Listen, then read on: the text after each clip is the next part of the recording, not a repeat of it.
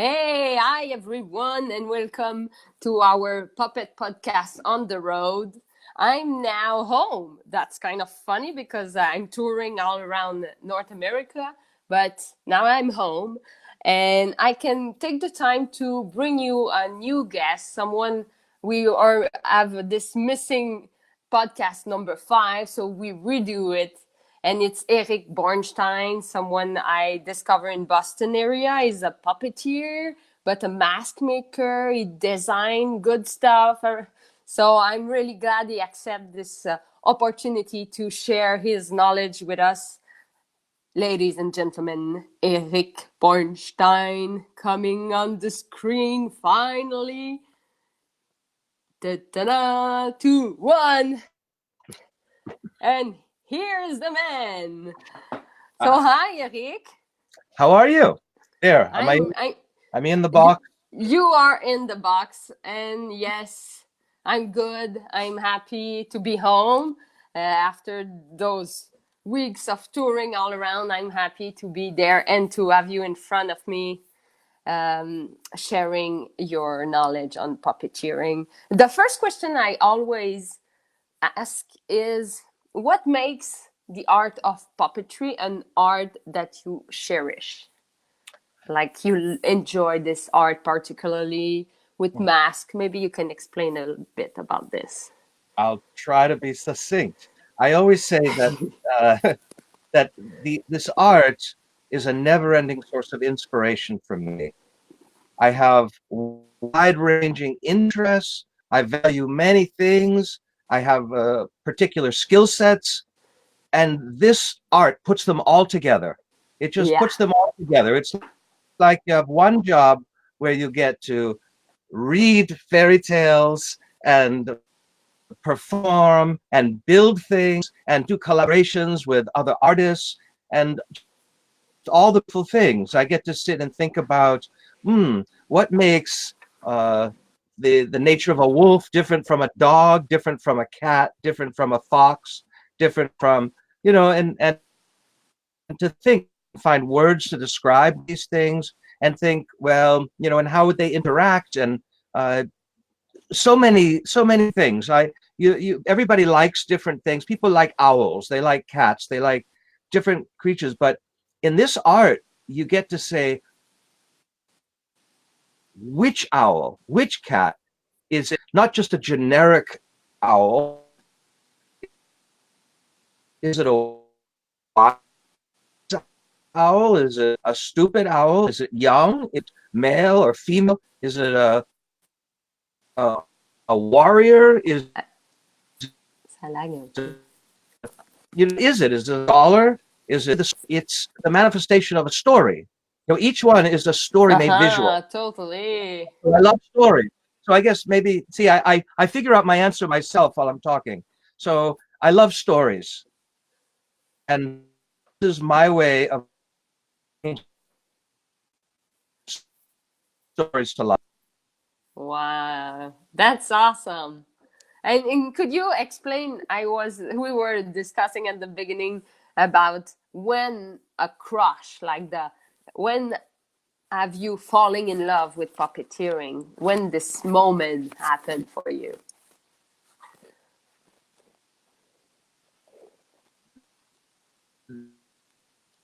Many moments. I have to say, grew up, there was not very much. I mean, on TV, maybe Kukla, Fran, and Ollie, right? Remember them? The old time. And but for me, I fell in love through the traditional usage, through like the arts of Africa and Japan and Bali and places like that in Mexico. So I as an artist and a lover of folklore and stories, I always looked a lot to these different cultures, and I read the stories, and I admired the arts, especially the masks and the puppets. And eventually, I ended up traveling to these countries. I traveled to Bali and studied there, and I went to Italy and studied there. And I was a dealer in African masks for 10 years. So I learned about them. I got a graduate degree in art history, also studying the masks of different cultures and writing about them. But there was something about them I think that early on I connected with the puppetry community because even more than the theater community, the puppet people really accepted that this object is a living entity, that it was Uh-huh. alive. For the theater people, it was still a prop, but for the Yeah. puppet people, it's alive. And to me, that resonated more than the idea of it being a thing. Because for me, it was Uh-huh. always something that you're making something that comes alive. You're crafting life. Yeah. So I think that was very important. I mean, Yeah. I've been doing this for almost 40 years and I'm still discovering why. Because I think that's important also for young puppeteers. If I'm going to teach anything, what can I teach in 15 minutes? But I think that if you stay with this art, you'll discover why you're drawn to it. You'll discover Yeah. that it is part of it. I often say that this art is how we perfect ourselves as human beings, how we find ourselves. It's playful, but it's very serious. And we really have to figure out how to make some change in this world, how to contribute something positive. It's not just playing around. It's very Yes. serious. And I think It's have a real in the beginning, impact. people like it different reason. Oh, and you want to create things and you have a knack for making things. But as you do it for decades and you start to say, why am I doing this? Because of course, after you do this for 5 years, 10 years or longer, you realize how hard it is to do this professionally, how to make a living. So you Yeah. sacrifice and you struggle. And so of course you have to ask the hard question, why do I have to do this? Because if there's anything Yeah. else you can do, maybe you should do it. But if you still have to do this, you have to figure out why. Why is it Yes. important to me? Because if there's nothing underneath it, if there's no real reason why, if you are not compelled, then there's not enough good reasons to stay with it. I mean, there's many easier ways to make a living. I mean, Yeah. you could work for minimum wage and make a better living, right? And Yeah. it's a lot easier. You go home at the end of the day and you can have a beer. With this, you have to work. You have to work. You're working 24 hours a day. You're even working when you're sleeping. Yeah. So, That's the and commitment of artists, I think, it also. this is a commitment. It's life and death. This is Yeah. a commitment of life or death. And I think you understand that commitment, the deeper you go into it, and the more you realize what your mission is. Yeah. So, so here's a challenge to young artists. Yeah, and To, as for young artists, what you could like suggest, because many people like are tasting the puppeteering love, and how they could like come from. Is it better to come from cinema, from play, from acting, from props designing? What is for you? I feel you have a really spiritual also wave when you talk about the mission of artists. So for you, what will be your recommendation for someone who wants to just jump into puppeteering?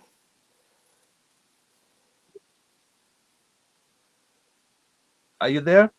Oh, there Yeah. you are. Okay. So people come to these art from different directions, Mm-hmm. right? And like you say, you can come from dance or from theater, from opera, from costume design, from just straight from puppetry, from a more traditional background or more whimsical, nouveau, uh, approach. So many different areas. But whatever gets you in, you start to find what suits your sensibility better. Are you more of a Broadway person? Are you more of a movie person? Are you more of a local theater? Do you like, where do you like? Do you like it on TV?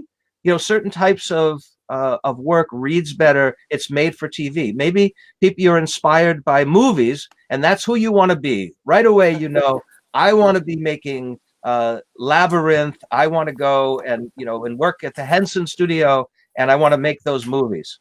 Yeah. But maybe you don't. Maybe you don't fit into the categories that already exist. I see so many people are starting with basic Muppets, and but it's like, well, Henson made Muppets for a particular purpose. It was one tiny bit of his range of skills and interests. Yeah. But True.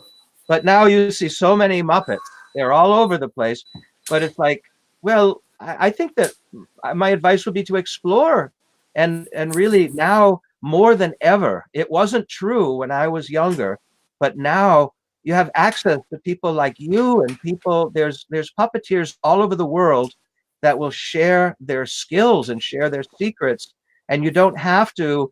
Like I had to travel to another country and put on wear a sarong and sit cross-legged and learn how to carve wood, or go to Italy with the Sartoris and learn how to form the leather and all of that, and try to understand his Italian. Yeah. You know, it was, now everything is just right.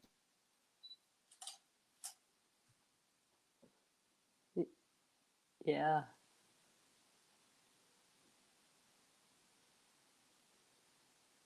So it's so much as you have to struggle, you have to make a lot of mistakes. So there's another one.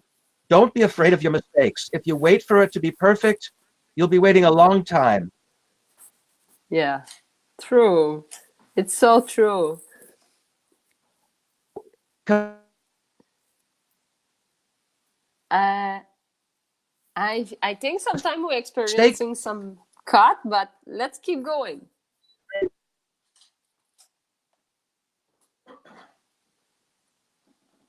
the mistake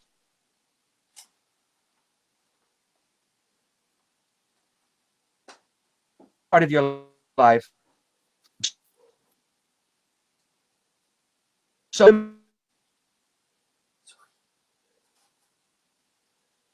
Caroline, there you are. Yeah, Oh, you're back I'm again. there. Okay. All right. Am I moving? Can you see me move? Yeah, I All right. see you. I see you. Okay. I'll And try. sometimes you froze, but it seemed like I get the essence of everything you said. Like my next question is how you describe a puppet in your own words. How you, if you someone has the definition of it, what is your definition? Bell makes, his career is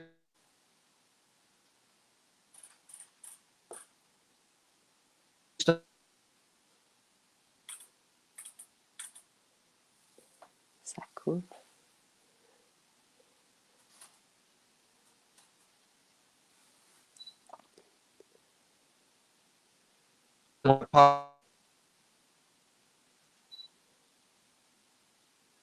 and Ouais. for object impresses me so much because I work very hard on making a very polished piece, very well constructed. Whereas some people, oh no, they will take something really simple and plain, and then they imbue it with life.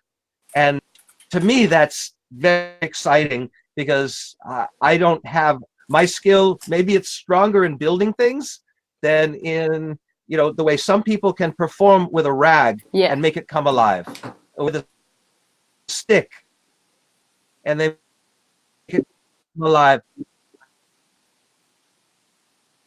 This amazing skill. Yes. So objects come alive.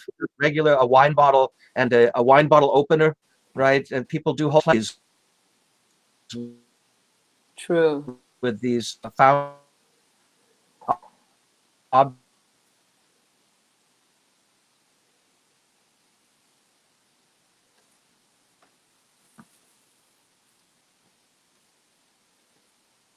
And create, and that's their joy. That's what, so it's, which is not the only way. It's just, you asked, what do I like? Well, this is what I like to make. Of course, I appreciate many things, but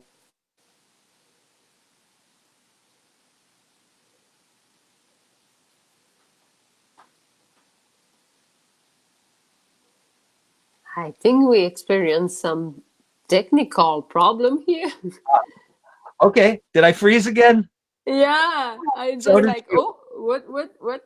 But do you have like an example of a puppet you have done around you? Maybe on your side, it could put more like visual about what you do. I brought, let's see, everything moves backwards here. And I have, remember this guy? He's kind of little, so he'll fit in the box. So amazing. Oh, I think he likes you. He's, Hey, can you see? Oh, is he freezing? Is he lifting up his arms? oh. Do you think, Eric, puppeteering is an art like who get into an ascension, or it's coming less popular for you? For me personally, or you think, yeah, Yeah, or do you observe like it's coming more popular or less?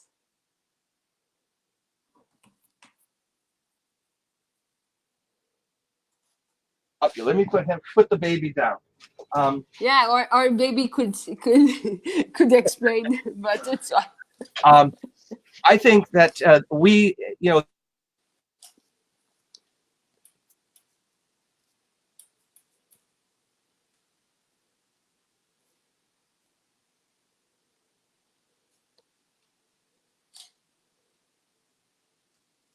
Oh, you froze.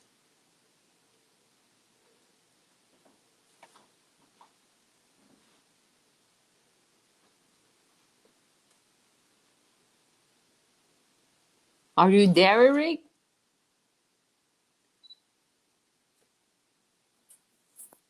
Some we're network. so fortunate because puppetry has moved into the mainstream.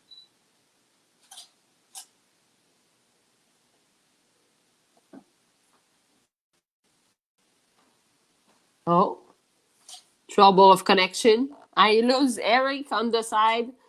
Ay, ay, ay. Okay. I think Eric will say that puppeteering is coming more popular. I think he is so passionate and he keep doing it over and over. He's back there. Eric. Hey, I bring you back. Okay. That's good. And I was talking about like the popularity of puppeteering, yeah, if it's coming more or less. I think more. It's so available because now if you're a puppeteer, you're automatically the world. When I was began to make masks, I thought I was the only one. And I would every the only one, and I had to travel to other countries to find somebody. And then I realized it wasn't for a long time that I realized, oh, there's other mask makers in this country. I found the puppeteers, and they were became my family. But I wasn't making puppets right away.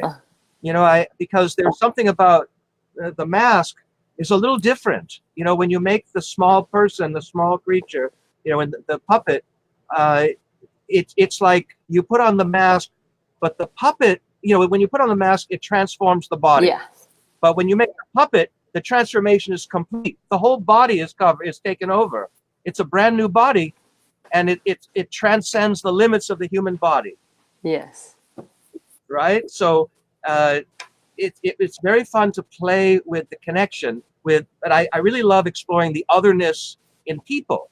So with the mask, whether it's the big mask or small mask, it transforms the body into to something other that it can't be without it. So I Uh,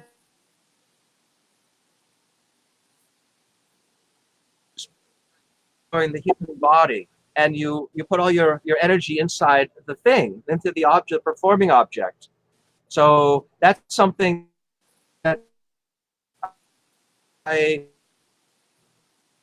I enjoy when I play with the mask. yes.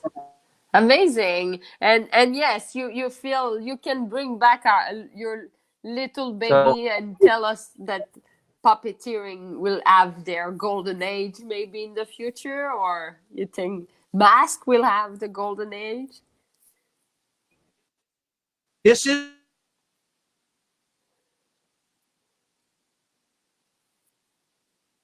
Oh, it's lagging.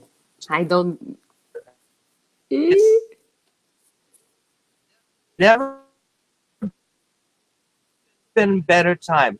I think that, you know, beginning maybe with, you see, am I back? Yeah, yeah. I Okay. didn't get what you said, but could you So I repeat it? said after the Lion Oh, King, yeah. it all of a sudden ushered in the whole era with so many masks and puppets and so amazing. And of course, it was very successful, and it came from a very successful movie, Yes. right? So it was just all of a sudden the mainstream exploded with interest in everything masks, everything puppets. You see video games, all with masks. You see all these, movies with masks. All the Avengers, the superhero movies, and Yes. everything else, all with masks. My son playing video games, so it's all masks. I work with video game companies. I work with anime, all the subcultures with cosplay. Everything is with masks, and also these puppets have important in Broadway. Yes. Everything that's important done with puppets, and Broadway Q also opened up a lot, Yeah. right? Yeah.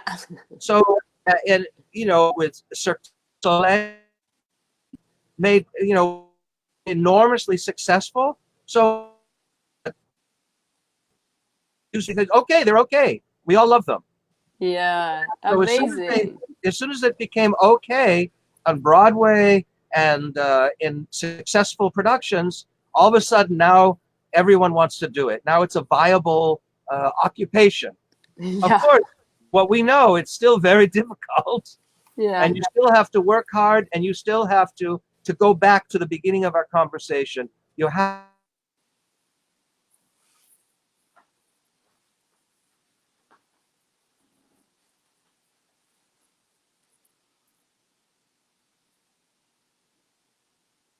Amazing. Thank you. Thank you very much, Eric. I think it's lagging a bit, but I think I get the idea. better. Yeah. Okay. Oh, not yet. Thank you very much, Eric, for this time, for your time, for this interview. And yeah, thank you very much. He's gone, Eric. So yeah, I think to do a little resume of everything we said, I think puppeteering since Lion King and since many Broadway production have a big golden age, the mask thing also. I really agree on that. And I hope, Eric, you could keep doing your good job long, long time. Your company is amazing. So, yeah, maybe you can come back and say a little goodbye. Yeah, here, I bring you back in the screen because, yeah, here we are. So I was resuming the end about the Lion King and the superhero you were talking about. So maybe you can bring us your little character you bring at the beginning, and we can conclude on this wonderful conversation.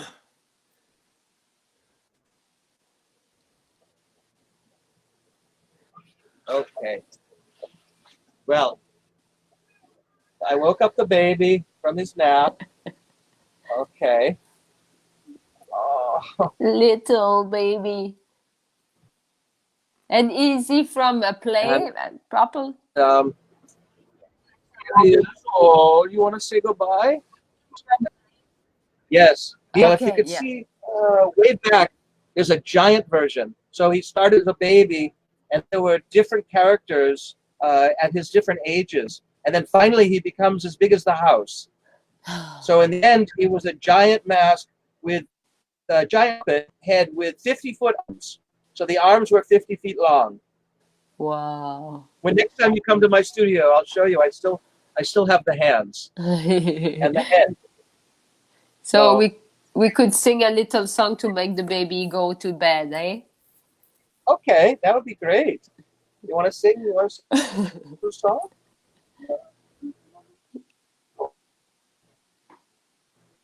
Yeah, I think so. It'd be great. We can sing in French. Okay. Au clair de la lune, mon ami Pierrot. Is he sleepy? Pour écrire un mot. Oh.